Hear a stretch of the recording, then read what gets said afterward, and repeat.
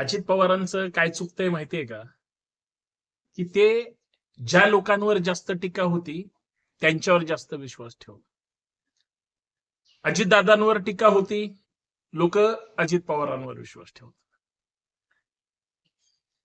आणि सध्याचा दादांचा जो आवाज बदलला, चेहरा बदलला, त्याच्यातून एक गोष्ट लक्षात येते की चूक तर केली, निवडणुका पण आल्यात, हे सगळं बरोबर गुंडाळून पण टाकायचंय, लोकांना पण कळलं नाही म्हणजे पाहिजे.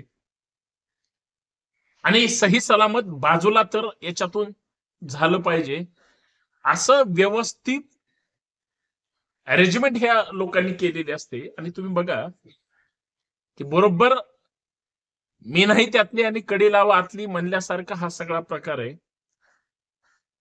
ज्यांच्यावर आरोप झाले त्यांनाच मानाची पदं दिली. दादांवर आरोप झाले, देवाभाऊंनी राजीनामा नाही मागितला.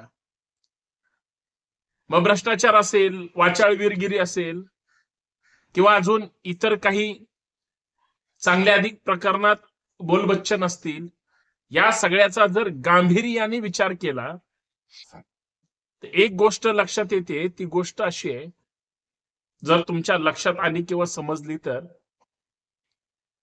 ती म्हणजे कितीही चुका केल्या, कितीही अडचणीत असलं तरी भ्रष्टाचाराला एक भ्रष्टाचारी दुसऱ्या भ्रष्टाचाराला पाठीशी घालतो.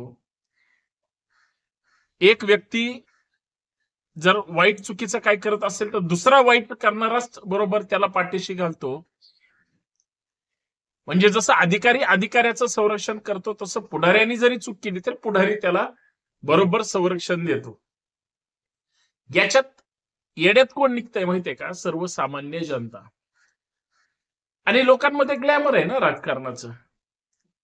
लोकांमध्ये वेगळ्या वेगळ्या पद्धतीचं ग्लॅमर असतं. त्याच्यापैकी राजकारण एक गोष्ट आहे, हे वेगळं सांगायची गरज नाही. राजकारणाच्या ग्लॅमर पोटी त्यांनी भ्रष्टाचार केला, काय चांगलं वाईट केलं, एकमेकांची जिरवली, पक्ष फोडले, संघटना फोडल्या, कुठल्याही थराला जाऊन राजकारण केलं तरी ते श्रेष्ठ आणि ग्रेट ठरतात. म्हणजे एखादा कितीही मोठा घोटाळा करून सुद्धा जर त्याच्यावर आरोप देशातलं श्रेष्ठ नेतृत्व करत असलं तरी सुद्धा तो माणूस म्हणतो की माझे पुरावे देऊ शकले नाहीत, मग ईडीच्या धाडी झाल्या कशा? म्हणून मी म्हणतोय, कुठं चुकलं माहिती का दादांचं? जे सांगताही येत नाही आणि बोलताही येत नाही अशा परिस्थितीत आहे. राज्याला काय पाहिजे? स्थिर सरकार पाहिजे, चांगली कामं पाहिजेत आणि लोकांना विश्वासात घेऊन त्यांच्या संदर्भात निर्णय घेतले पाहिजेत. इथं उलट होतंय, लोकांना विश्वास घेतलं जात नाही, विकास कामं करायला यांच्याकडे पैसा नाही,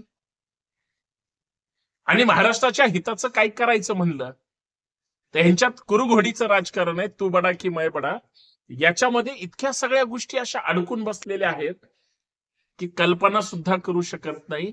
असं म्हणजे याचा अर्थ असा आहे की काही गोष्टी सोयीनं होत आहेत आणि काही गोष्टी डोळ्याच्या आड केल्या जात आहेत.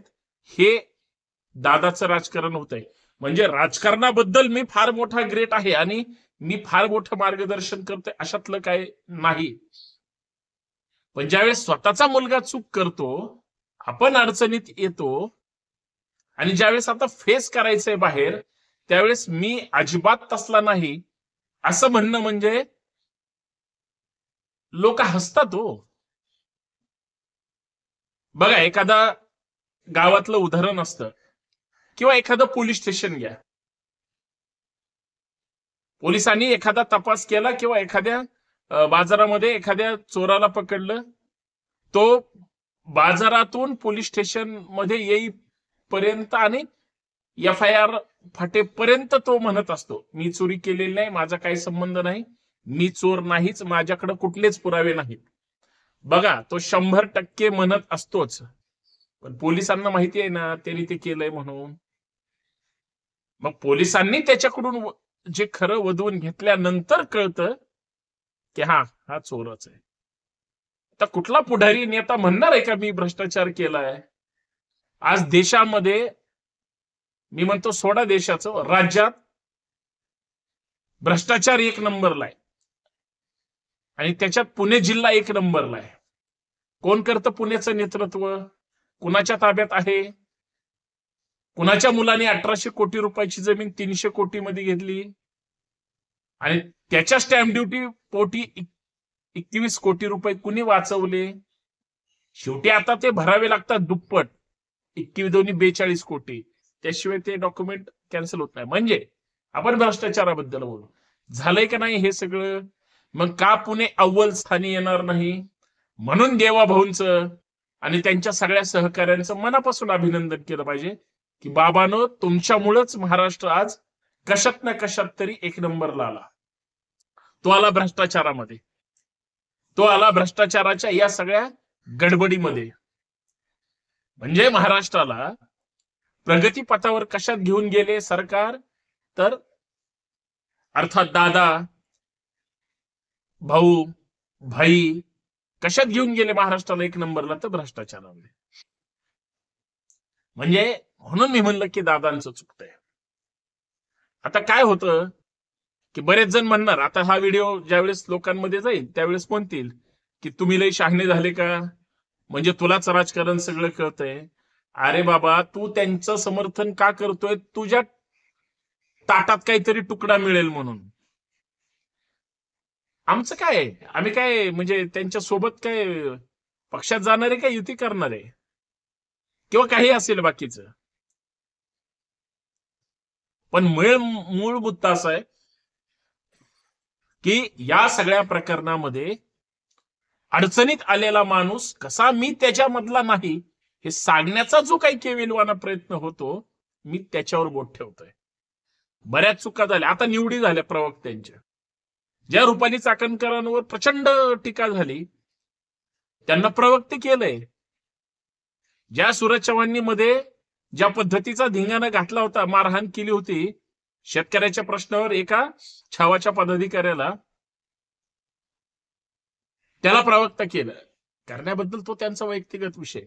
मला सांगायचंय एवढंच की हे अशा पद्धतीनं होतंय, घडतंय, जे की आपल्या विचारशक्तीच्या बाहेरची गोष्ट आहे. कारण हे सगळे एकमेकाला वाचवण्यासाठी हे करतायत, म्हणून दादा चुकलं. सत्ताधारी पक्षांमधले सगळे एका माळेचे मणी आहेत. हा हऱ्या आहे तर तो नाऱ्या आहे, हा सर्जा आहे तर तो राजा आहे. हे असं आहे ह्यांचं सगळं गणित. आणि हे सगळे स्वतःला वाचवणार आहेत, फक्त महाराष्ट्राला मूर्खात काढणार आहेत. एवढंच मला सांगायचं होतं. माझं खरं आहे की खोटं आहे कमेंट करून सांगा, लाईक करा आणि जास्तीत जास्त व्हिडिओ शेअर करा. धन्यवाद.